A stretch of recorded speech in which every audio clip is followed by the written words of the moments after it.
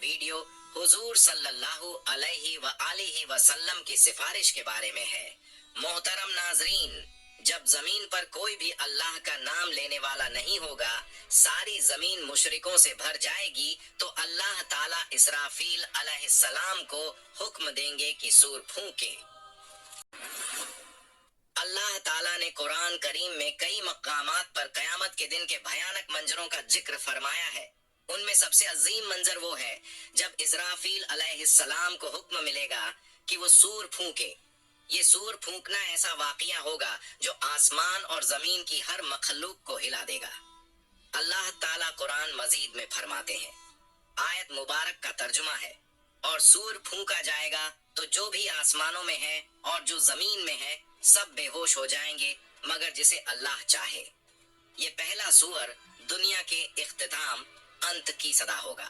پہاڑ ٹکڑے ٹکڑے ہو جائیں گے، سمندر ابل پڑیں گے اور آسمان پھٹ جائے گا، سب کچھ فنا ہو جائے گا۔ پھر اللہ کے حکم سے دوسرا سور پھونکا جائے گا۔ یہ لمحہ ایسا ہوگا کہ زمین اپنے اندر چھپائے ہوئے تمام مردوں اور عورتوں کو واپس باہر نکال دے گی۔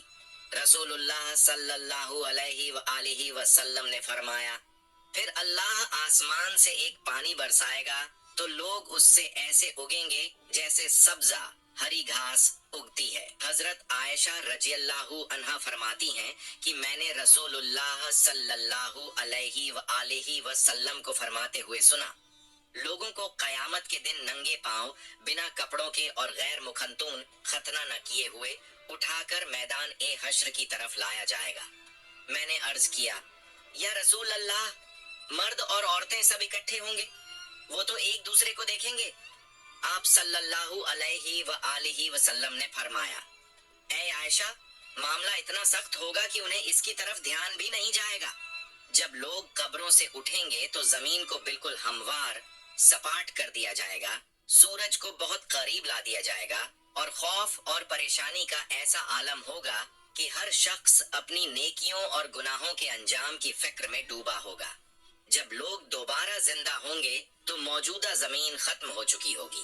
اللہ تعالیٰ ایک نئی زمین پیدا فرمائیں گے۔ یہ زمین بالکل ہموار، سفید، اس پر کوئی پہاڑ، درخت یا گڈھا نہیں ہوگا۔ پھر سب لوگ میدان محشر کی طرف روانہ ہوں گے۔ حدیث میں آتا ہے کہ لوگ الگ الگ حالتوں میں ہوں گے۔ کچھ لوگ اونچی اونچی سواریوں پر ہوں گے اور محشر کی طرف جائیں گے۔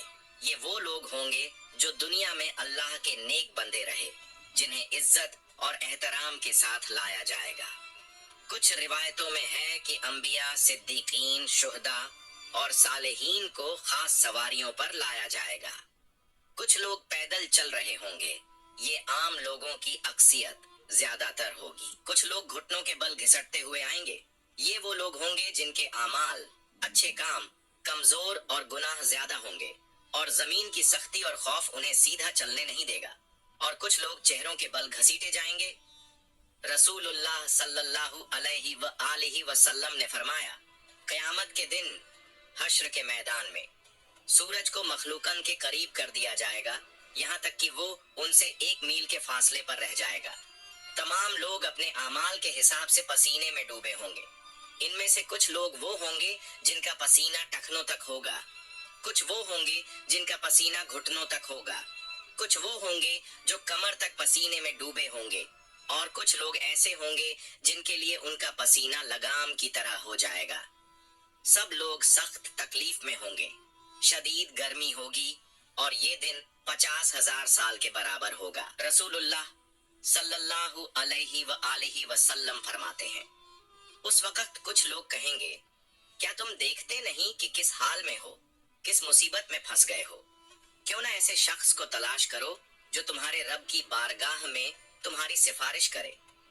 پھر کچھ لوگ کہیں گے، تم سب کے باپ تو حضرت آدم علیہ السلام ہیں۔ پھر سب لوگ ان کی خدمت میں حاضر ہو کر عرض کریں گے، اے سیدنا آدم، آپ ابو البشر ہیں۔ اللہ تعالیٰ نے آپ کو اپنے قدرت والے ہاتھ سے پیدا فرمایا، آپ میں اپنی روح پھونکی اور فرشتوں کو حکم دیا تو انہوں نے آپ کو سجدہ کیا اور آپ کو جنت میں رہنے کی جگہ دی۔ کیا آپ اپنے رب کی بارگاہ میں ہماری سفارش کریں گے؟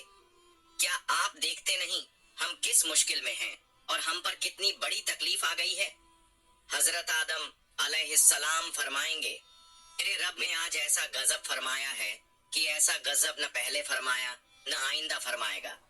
اس نے مجھے ایک درخت کا پھل کھانے سے منع کیا تھا تو مجھ سے اس کے حکم کی تعمیل میں غلطی ہو گئی، اس لیے مجھے اپنی جان کی فکر ہے۔ تم کسی اور کے پاس جاؤ، تم حضرت نوح علیہ السلام کے پاس جاؤ۔ لوگ پھر حضرت نوح علیہ السلام کی بارگاہ میں حاضر ہو کر عرض کریں گے، اے سیدنا نوح، آپ اہل زمین کے سب سے پہلے رسول ہیں اور اللہ تعالیٰ نے آپ کا نام عبدن شکورن یعنی شکر گزار بندہ رکھا۔ کیا آپ دیکھتے نہیں کہ ہم کس مصیبت میں ہیں؟ کیا آپ دیکھتے نہیں کہ ہم کس مشکل حالات میں ہیں اور ہم پر کتنی بڑی تکلیف آ چکی ہے؟ کیا آپ اپنے رب کی بارگاہ میں ہماری سفارش کریں گے؟ وہ فرمائیں گے، میرے رب نے آج ایسا غضب فرمایا ہے کہ نہ پہلے کبھی ایسا فرمایا اور نہ آئندہ ایسا فرمائے گا۔ مجھے اپنی جان کی فکر ہے، مجھے اپنی حفاظت کی پرواہ ہے، اس لیے تم کسی اور نبی کے پاس جاؤ۔ پھر سب لوگ حضرت ابراہیم علیہ السلام، حضرت موسیٰ علیہ السلام اور تمام انبیاء کے پاس جائیں گے، لیکن کوئی بھی سفارش نہیں کر پائے گا۔ ہر کسی کو اپنی جان کی فکر ہوگی۔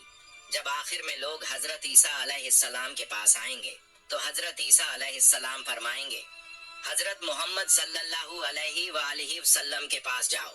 حضور صلی اللہ علیہ وآلہ وسلم فرماتے ہیں، لوگ میرے پاس آئیں گے اور عرض کریں گے، یا محمد، آپ اللہ تعالیٰ کے رسول اور سب سے آخری پیغمبر ہیں اور اللہ تعالیٰ نے آپ کو پہلے اور بعد کے تمام گناہوں سے پاک رکھا ہے۔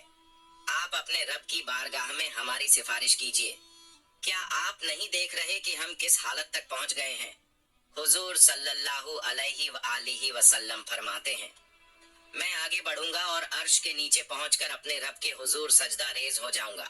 پھر اللہ تعالیٰ مجھ پر اپنی حمد و ثنا اور حسن تعریف کے ایسے کلمات کھولے گا جو مجھ سے پہلے کسی اور پر نہیں کھولے گئے تھے۔ پھر کہا جائے گا، اے محمد، اپنا سر اٹھائیے، سوال کیجیے، آپ کو عطا کیا جائے گا، اور سفارش کیجیے، آپ کی سفارش قبول کی جائے گی۔